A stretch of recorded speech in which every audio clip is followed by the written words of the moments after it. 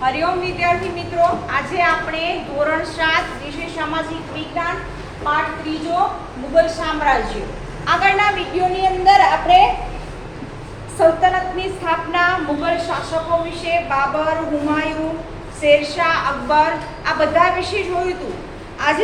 आजना विडियोनी अंदर आपणे शाहजहां थी शुरुआत करीशुं के भाई शाहजहांना समयनी अंदर परिस्थिति केवी हती।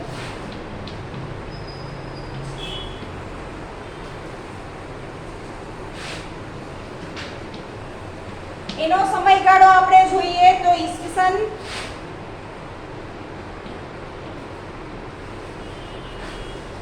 1627 થી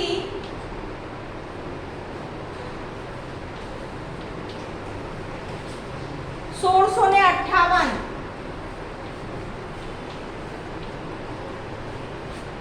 बराबर। एना पछीनो आपणो टॉपिक आवे छे औरंगजेब।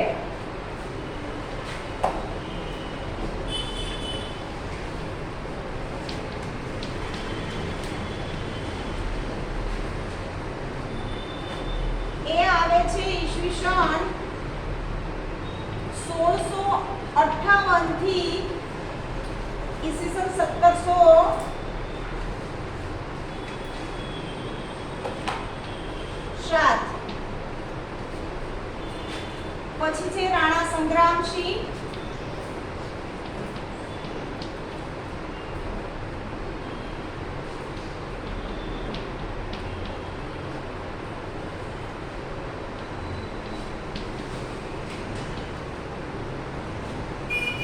મહારાણા પ્રતાપ,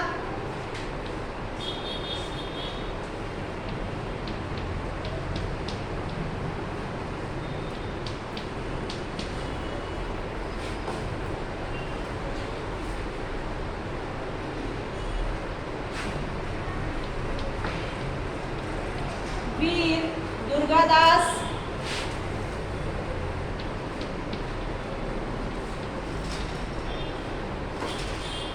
राठौड़,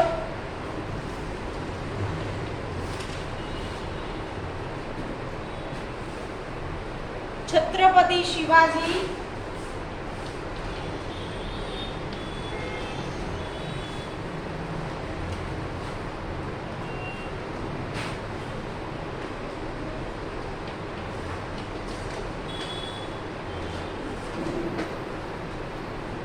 तो આપણે શરૂઆત કરીએ શાહજહાં થી।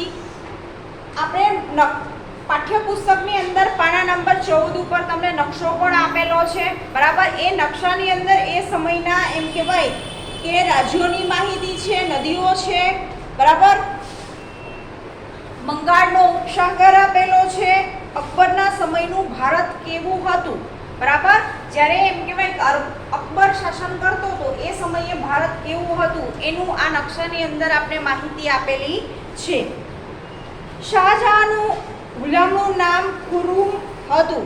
તેણે એમ કહેવાય કે દક્ષિણ ભારતનો વિજય કર્યો તે તેના પિતા જેટલો જ શક્તિશાળી અને કલા સ્થાપત્યનો ચાહક હતો। તેની પત્ની મુમતાઝની યાદમાં, બરાબર, आपने खबर ज छे कि मुमताज़नी याद में एना अवसान पछी एनी याद में विश्व प्रसिद्ध 7 अजायबीओ मानी एक अजायबी एने आपणे गणीए छीए, बराबर।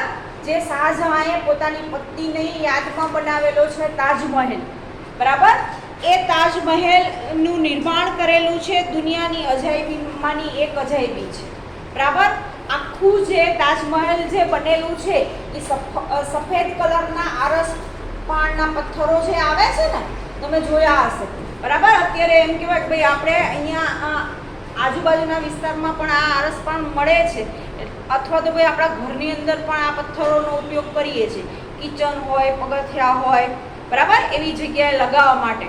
तो ए जे वस्तु छे ए पत्थर जे तमे अहींया जुओ छो एवा ज पत्थरोना मांथी एम कहेवाय के भाई ताजमहलनुं निर्माण थयेलुं आपणे जोवा मळे छे।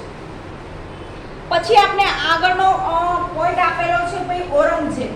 औरंगजेबનો સમયગાળો 1658 થી 1707 સુધીનો છે, બરાબર। એના વિશેની માહિતી બોલો। મોટેથી બોલજો.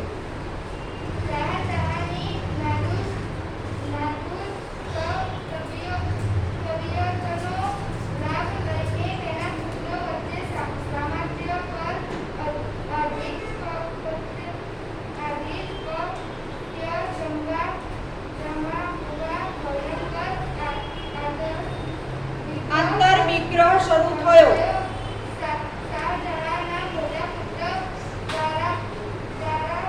સિકોહ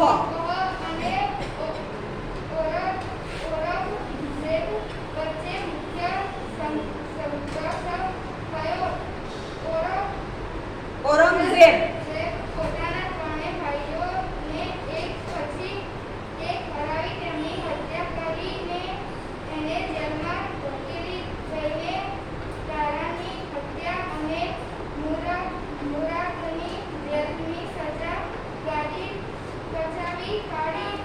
અન્ય એક ભાઈઓ સુજાને હરાવી તે સ્વીકાર કર્યો. ઔરંગઝેબે લગભગ 50 વર્ષ સુધી રાજ્ય કર્યું. તેના રાજ્યમાં ઉત્તરે કાશ્મીરથી લઈને દક્ષિણ ગીર અને પૂર્વ ચતુર્ભુજથી લઈ પશ્ચિમના હિન્દુ કુશ પર્વતમાળા વિસ્તારો સમાવિષ્ટ હતા. ઔરંગઝેબે સુન્ની મુસ્લિમ હતો અને અત્યંત સાદું જીવન જીવતો હતો. તેણે અકબરની નીતિનો ત્યાગ કરી ધાર્મિક.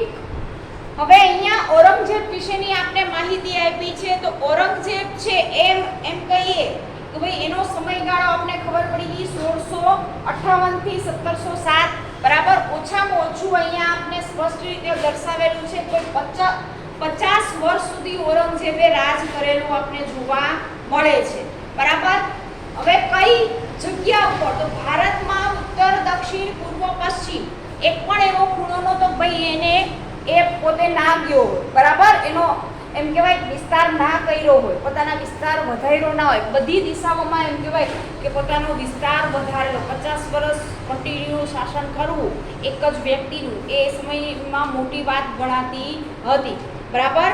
એક સારો શાસક હતો. બરાબર. ખાસ કરીને ઔરંગઝેબ એમ કહેવાય કે ધાર્મિક રીતે ધાર્મિક નીતિનો ત્યાગ કરી અને ધાર્મિક અસહિષ્ણુતા દાખવી, સંગીત કલાનો, મૂર્તિ પૂજાનો, ધાર્મિક ઉત્સવોનો વિરોધી હતો.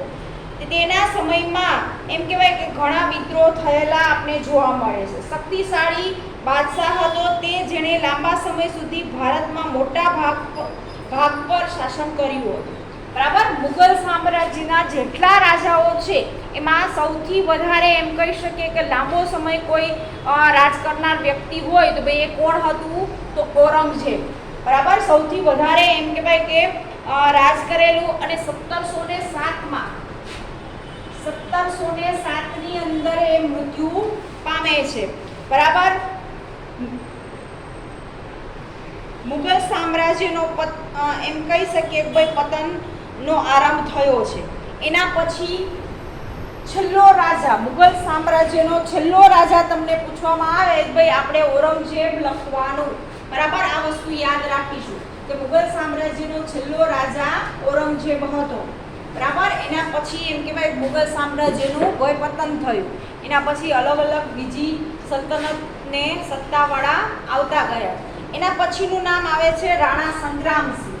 બરાબર. રાણા સંગ્રામસિંહ છે એ બાબરના સમકાલીન મેવાડના રાણા સંગ્રામસિંહ સાગા તરીકે પણ પ્રખ્યાત હતા. રાણા સંગ્રામસિંહનું બીજું નામ શું હતું એવું પૂછવામાં આવે તો પણ આપણે આ નામ યાદ રાખવાનું છે. બરાબર. કયું નામ? રાણા સાંગા. બરાબર. રાણા સાંગા કે રાણા સંગ્રામસિંહ કે બે વ્યક્તિ એક જ છે. બરાબર. એના બે નામ છે. ખ્યાલ આવી ગયા? પર્યાય જેમ શબ્દ હોય એ જ રીતે આ વ્યક્તિના બે નામ છે. બે નામની એક જ વ્યક્તિ છે. તેઓ એમ કહેવાય કે વીર સાહસિક અને યુદ્ધોમાં વિજય બન્યા હતા. જો કે બાબર સામે ખાંડવાના યુદ્ધમાં તેમની હાર થયેલી જોવા મળે છે. બરાબર. એના પછીનું આપણો ટોપિક આવે છે મહારાણા પ્રતાપ. મહારાણા પ્રતાપ પણ ઇતિહાસની અંદર આપણે જોઈએ મુઘલ સામ્રાજ્યના અકબરની સામે મેદાનને પડનાર વ્યક્તિ કોઈ હોય તો એમ કહી શકીએ કે મહારાણા પ્રતાપ મેવાડના પ્રતાપી રાજવી હતા. બરાબર. મહારાણા પ્રતાપ છે એ મેવાડના પ્રતાપી રાજવી. આ શબ્દ પણ યાદ રાખવાનો છે. હલ્દી ઘાટીનું યુદ્ધ અકબર વિજય થયા, પરંતુ રાણા પ્રતાપે ઉદયપુરની આસપાસના વિસ્તારમાં પોતાની સત્તા સ્થાપી અને સંઘર્ષ ચાલુ રાખ્યો. બરાબર. હલ્દી ઘાટીનું યુદ્ધ રાજસ્થાનની અંદર આજે પણ એમ કહેવાય કે એ સ્થળની અંદર આપણે મુલાકાત લઈ તો એ સમયનો આખો ઇતિહાસ આપણે બતાવે છે કે ભાઈ રાણા પ્રતાપ અને અકબર વચ્ચે કઈ ટાઈપનું યુદ્ધ થયેલું હતું. બરાબર. અને કઈ રીતે એમ કહેવાય કે અકબર જીતો, એ યુદ્ધની અંદર રાણા પ્રતાપની હાર થઈ, છતાં પણ ભાઈ એ પોતાનો વિસ્તાર છોડવા તૈયાર નહોતા. એમ કહેવાય કે બહુ સામે લડત આપી હતી. જ્યારે એમ કહેવાય કે અકબર પાસે પુષ્કળ પ્રમાણમાં સૈન્ય હતું, જ્યારે રાણા પ્રતાપ પાસે સૈન્ય ઓછું, છતાં પણ એને સામે એવી લડત આપી. પોતાની બુદ્ધિ, હોશિયારી, બરાબર, એ બધી જ વસ્તુઓનો ઉપયોગ કરીને એમ કહેવાય કે રાણા પ્રતાપે અકબરને સામે એવી લડત આપેલી હતી હલ્દી ઘાટીના યુદ્ધની અંદર. બરાબર. એ ઇતિહાસમાં એક નોંધનીય બાબત છે. હલ્દી ઘાટીનું જે યુદ્ધ છે ને એમાં એમ કહેવાય કે રજપૂતાણીઓએ પણ એટલો જ ભાગ ભજવ્યો હતો. ભાઈ તમે યુદ્ધના મેદાનમાં લડશો તો ભાઈ મહેલની અંદર અમે બેસી નહીં રહે. એ લોકો પણ એવા જ ઘણા બધા કામો એ યુદ્ધની અંદર કરેલા હતા. બરાબર. કાંઈ પણ વસ્તુ થાય આપને ખબર જ છે કે એ સમયની અંદર યુદ્ધની અંદર તોપગોળા ને એવી વસ્તુઓનો ઉપયોગ થતો હતો. તો એનો સામનો કરવા માટે પણ એમ કહેવાય કે રજપૂતાણીઓ તૈયાર હતી. પોતાના વિચારો રજૂ કરી ને એમ કહેવાય કે એને ભાઈ વસ્તુનો વિચાર કરીને ભાઈ સામનો કરેલો હતો એ સમયની અંદર. આવી ઘણી બધી નોંધનીય બાબતો છે. બરાબર. રાણા પ્રતાપ અને હલ્દી ઘાટીના યુદ્ધ વિશે. ચિત્તોડ છોડવા તૈયાર ન હતા. તેમને છાપામાં યુદ્ધ ચાલુ રાખ્યું હતું. 1576 ની અંદર એમ કહેવાય કે હલ્દી ઘાટીના પરાજય બાદ રાણા પ્રતાપ બોગુડામાં રાજધાની લઈ ગયા અને જીવનના અંત સુધી યુદ્ધ કરતા રહ્યા. બાદમાં ડુંગરપુરના ચાવંડમાં પોતાની રાજધાની સ્થાપી અને 51 વર્ષની વયે તેમનું અવસાન થયું. બરાબર. રાણા પ્રતાપનું અવસાન કેટલા વર્ષની ઉંમરે થયું એવું પૂછવામાં આવે તો આપણે યાદ રાખવાનું છે કે ભાઈ 51 વર્ષની ઉંમરે રાણા પ્રતાપનું મૃત્યુ થયેલું જોવા મળે છે. પછીનો આપણો છે ભાઈ વીર દુર્ગાદાસ. બરાબર. વીર દુર્ગાદાસ છે. પાછળ બોલો, અવાજ મોટો રાખજો. દુર્ગાદાસ રાઠોડ મારવાડના શાસક જસવંતસિંહના મંત્રી અસ્કરણ રાઠોડના પુત્ર હતા. તેમની તુલના રાણા પ્રતાપ સાથે કરવામાં આવે છે. ઔરંગઝેબના સમયમાં તેમણે તેમનું અધિપતન સ્વીકાર્યું ન હતું.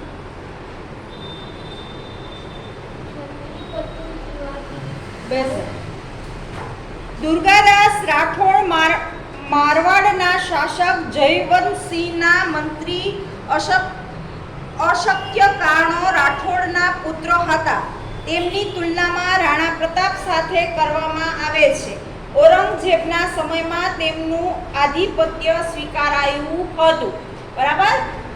વીર દુર્ગાદાસ પણ એમ કહેવાય કે રાણા પ્રતાપ જેવા જ પરાક્રમી, હોશિયાર અને એવા જ હતા. બરાબર. એને એમ કહેવાય કે ઔરંગઝેબ સામે પણ એટલી જ લડત આપેલી હતી ઇતિહાસની અંદર. પછીનો ટોપિક છે છત્રપતિ શિવાજી. છત્રપતિ શિવાજી ભારતના મહાનતમ રાજાઓમાં સ્થાન પામનાર શિવાજીજી મહારાજ છે. મહારાષ્ટ્ર હાલ આપણે કહી શકીએ કે ભાઈ મહારાષ્ટ્ર સામ્રાજ્યમાં હતા. 1627ની સાલની અંદર એમ કહીએ કે ભાઈ તેમનો જન્મ શિવનેરીમાં થયો હતો.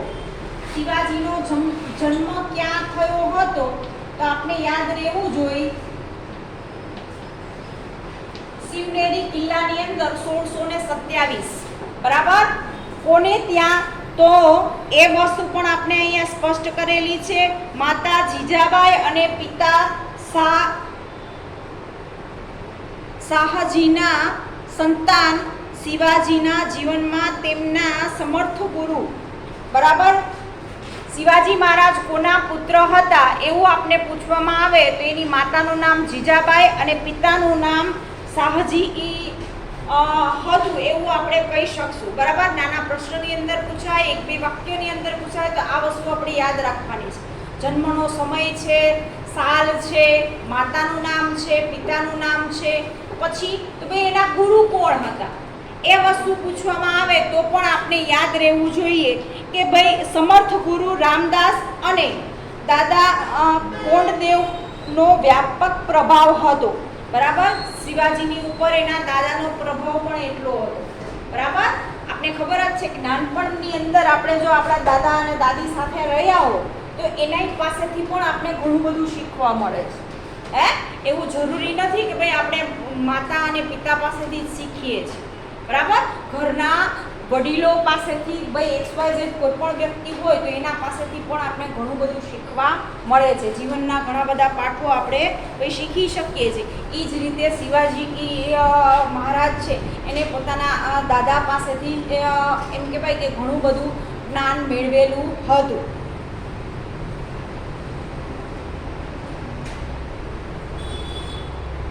મરાઠા રાજ્યનો વિસ્તાર કરવા 40થી પણ વધારે કિલ્લા જીત્યા. મુગલ બાદશાહ ઔરંગઝેબ અને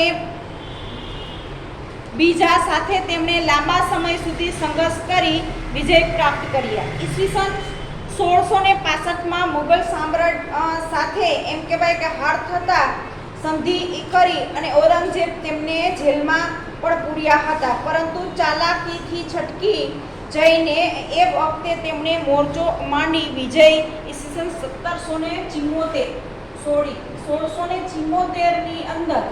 બરાબર. 1674માં રાજગઢમાં તેમણે રાજ્ય અભિષેક થયો. બરાબર.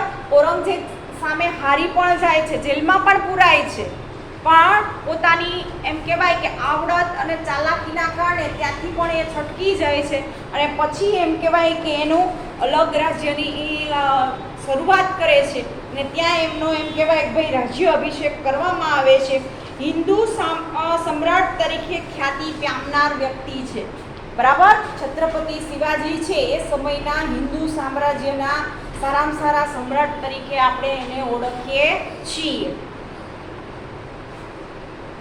તેઓ મહાન વિજેતા હોવા ઉપરાંત કુશળ વહીવટકર્તા, સંગઠનકર્તા, મંત્રીમંડળને અષ્ટપ્રધાન મંડળ કહેવામાં આવતું. ઈસવીસન 1680માં તેમનું અવસાન થયેલું છે. બરાબર. છત્રપતિ શિવાજીનું અવસાન 1680માં થયેલું આપણે જોવા મળે છે. એનામાં એક વસ્તુ હતી કે સારું મંત્રીમંડળ, સારા વહીવટ કરતા. બરાબર. વહીવટ કેમ કરવું એનું ગ્રુપ કેમ બનાવવું, એટલે આપણે કહી શકીએ કે એક સારા લીડર હતા. બરાબર. એ સમયમાં લીડરશિપ હોવી એ પણ ખૂબ સારામાં સારો ગુણ કહી શકીએ છીએ. બરાબર. દરેક વ્યક્તિમાં આ ગુણ હોતો નથી. કે બધાને એક રાખીને બધા પાસે કામ કરાવવું, કામની પદ્ધતિ બતાવવી, એને આઈડિયા નવા આપવા, આ બધી જ વસ્તુઓ ક્યારે કરી શકીએ જો આપણામાં એક સારી લીડરશિપ હશે, બધા પાસે કામ કરાવવાની. બરાબર. બધાને માર્ગદર્શન પૂરું પાડવાની. આપણા પાસે નોલેજ હોય તો આપણે બીજાને માર્ગદર્શન પૂરું પાડી શકીએ. બરાબર. તો એ ગુણ પણ એમ કહેવાય કે ભાઈ શિવાજી મહારાજની અંદર આપણે જોવા મળતો હતો. પછીનો ટોપિક છે મુગલ સામ્રાજ્ય અને રાજ્ય વ્યવસ્થા. હની બોલ. મુગલ વહીવટીતંત્રની વ્યવસ્થિત મોટેથી. સ્થાપના અકબર દ્વારા કરેલી શાસનમાં કેન્દ્રમાં બાદશાહ રહેતા અને તેને સલાહ આપવા એક મંત્રી પરિષદ અને બાદશાહ સર્વોચ્ચ સેનાપતિ અને ન્યાયાધીશ હતા. બાદશાહ અને વહીવટીતંત્ર વચ્ચે તાલમેલ રાખવા વઝીરની નિમણૂક કરવામાં આવતી. તે દિવાન એ વઝીરની કુલ કહેવાતો અને નાણાં અને મહેસૂલી વ્યવસ્થાનો વડો અને સેનાના વડાને નિમણૂક કહેવામાં આવતો. તે સેનાની નીતિ કરતો અને સેનાના અધિકારીઓની નિમણૂક કરતો. તે અધિશ્ચર તંત્રની નિમણૂક પણ રાખતો. મુગલ વહીવટીતંત્રના ગુપ્તચરો પાક્યાવાદી તરીકે ઓળખાતા. સમ્રાટ અકબર જરૂરિયાતોનું ધ્યાન રાખવા મીર એ સામાન નામનો વિચારતા કે તે સરકારી કારખાનાઓમાં મદદ કરે. ન્યાય વ્યવસ્થાનો બડો કાળજી હતો. મહેસૂલી વ્યવસ્થા અકબરે ભારતમાં એક નવી મહેસૂલી વ્યવસ્થાનો આરંભ કર્યો હતો, જેને મનસબદારી વ્યવસ્થા તરીકે ઓળખવામાં આવતી. મહેસૂલનો દર વાર્ષિક રૂપિયાના 1/4 ભાગ જેટલો હતો. અકબરની મહેસૂલી વ્યવસ્થાનો સ્થાપક તોરણમલ હતો. મનસબદારી પદ્ધતિ સહેલા અને મહેસૂલ એમ બંને સાથે સંકળાયેલ હતી. મનસબ એટલે જહાગીર હતો. મનસબદાર એટલે જહાગીરના વડો અધિકારીના જે જહાગીરમાંથી મહેસૂલ ઉઘરાવતો અને તે વિસ્તારનો કાયદો અને વ્યવસ્થા જાળવતો. આ માટે તેને જહાગીર પ્રમાણે લશ્કર આપવામાં આવતું. તે તેના વિસ્તારનો વડો ન્યાયાધીશ પણ ગણાતો. તેની નિયત સમયે બદલી કરવામાં આવતી. મુગલ મનસબદારી વ્યવસ્થા વિશ્વમાં અનોખી હતી અને વિશ્વમાં સૌથી વધારે પ્રચલિત. ઓકે. હવે આપણે મુઘલ સામ્રાજ્ય આપણે જોયું, બરાબર. મુઘલ સામ્રાજ્યના રાજાઓ વિશે માહિતી જોઈ કે સ્ટેપ બાય સ્ટેપ કયા રાજા આવી ગયા, બરાબર. એ રાજાની રાજ્ય વ્યવસ્થાઓ કેવી હતી, બરાબર. રાજ્ય વ્યવસ્થા એટલે કે આખા રાજ્યની અંદર વહીવટ કઈ રીતે ચાલતો હતો એના વિશે તમને પૂછવામાં આવે કે ભાઈ આ વસ્તુ આપણે આટલી વસ્તુ એની અંદર લખવી જ પડશે, બરાબર. મુઘલ સામ્રાજ્યનો રાજ્ય વ્યવસ્થા કેવી હતી અથવા તો ભાઈ રાજ્ય વહીવટ કેવો હતો તો આટલી વસ્તુ આપણે કમ્પલસરી લખવી પડશે, બરાબર. મુઘલ વહીવટી તંત્રની અંદર વ્યવસ્થિત સ્થાપના અકબર દ્વારા થઈ હતી. શાસનમાં કેન્દ્ર બાદશાહ રહેતો અને તેની સલાહ અને મંત્રી પરિષદ બાદશાહના સર્વોચ્ચ સેનાપતિ અને ન્યાયાધીશ હતા. બાદશાહ અને વહીવટી તંત્ર વચ્ચે તાલમેલ રાખવામાં વઝીરની નિમણૂક કરવામાં આવતી, બરાબર. ખાસ કરીને એ સમયે જુઓ સૌથી સર્વોપરી ઊંચું સ્થાન કોને આપવામાં આવ્યું હતું? રાજાને. રાજા કે એમ પ્રજા કરતી હતી, બરાબર. રાજાનું મંત્રીમંડળ હતું, બરાબર. એ મંત્રીઓને કામ સોંપવામાં આવતું હતું. હવે રાજા અને મંત્રીમંડળ વચ્ચે ભાઈ નિયુક્તિ કોણ કરાવે, બેયને કોણ સમજાવે? ઘણા એવા પ્રશ્નો બનતા હતા એ સમયે કે કોને સમજાવવું કોને ના સમજાવવું ઘણું અઘરું બનતું. પછી એના માટે વ્યક્તિને નીમવામાં આવતો હતો, એને આપણે વજીર તરીકે ઓળખીએ છીએ, બરાબર. એનું નામ હતું વજીર, બરાબર. વજીર તરીકે એ વ્યક્તિની નિમણૂક કરવામાં આવે અને એ વજીર છે એ દિવાન એ વજીર કુલ કહેવાતો અને તે મહેસૂલની વ્યવસ્થાનો વડો પણ કહેવાતો, સેનાનો વડો પણ ગણાતો. વજીરને 3 થી 4 પોસ્ટ આપેલી છે, જુઓ.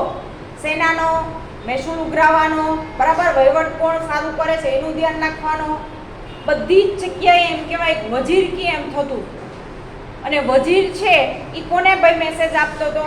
રાજાને, બરાબર. આખી રાજ્ય વ્યવસ્થા આવી આપણે જોવા મળે છે. સેનાની ભરતી કરતો અને સેનાના અધિકારીઓની નિમણૂક કરતો. ગુપ્તચરો તંત્રની દેખરેખ રાખતો. ગુપ્તચરો એટલે શું મને કોણ કહેશે? ગુપ્તચર કોને કહેવાય ખબર છે કોઈને? આ તો તમે ટીવી જોતા હોય તો ખબર હોય. ગુપ્તચર એટલે નથી ખબર? નથી સાંભળ્યું ક્યારે? એક પણ જણે નથી સાંભળ્યું ગુપ્તચર કોને કહેવાય? અત્યારે આપણે એને કયું કહીએ છીએ કહું છું એનો શબ્દ, એના માટે એક શબ્દ સરસ વપરાય છે. સીઆઈડી સિરિયલ જોવો છો બધા? જોવો છો ને? હા પેલા આવતી ઈ હો, અત્યારે તો આવતી નથી.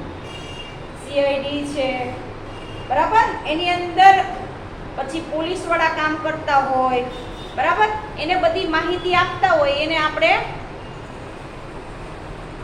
અત્યારે શું કહીએ, ક્યાં કઈ જગ્યાએ શું બન્યું એવી પોલીસ વાળા હોય એને ક્યાંથી ખબર પડતી હોય? એ તો ભાઈ ઓફિસમાં બેઠા હોય, તો એના માણસો કામ કરતા હોય છે બરાબર.